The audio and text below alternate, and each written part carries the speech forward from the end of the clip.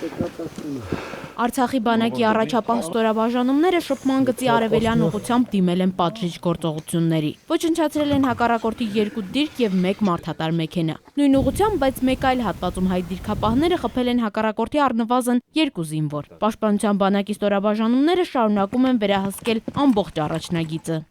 Արցախյան հատվածում հակառակորդի դիվերսիոն գործողությունները չեզոքացվել ու կանխարգելվել են։ Կատարվածի ամբողջ պատասխանատվությունը մնում է ադրբեջանական ռազմաքաղաքական ղեկավարության խղճին։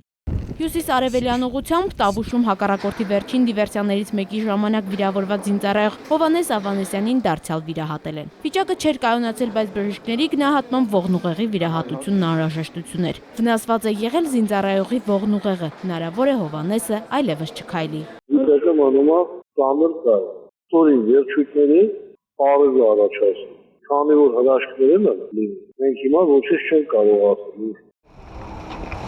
Տավուշի մարտական հենակետերն այցելել ԱԺ-պատգամավորները փոխխոսնակ Էդուարդ Շարմազանովի գլխավորությամբ նրանք եղել են Մեհրաբի գնդում, ծանոթացել զինվորների խնդիրներին։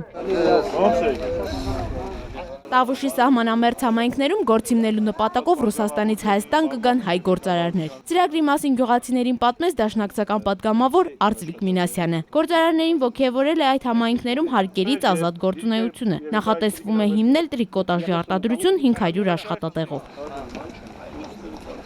Սահմանամերձ համայնքների բնակիչներին պատգամավորները խոստացել են նաև քննարկել ադրբեջանական կրակահերթի հետևանքով կորցրած եկամուտը փոխհատուցելու հարցը։ Հայկուհի Ասատրյան, ժամը լրատվական։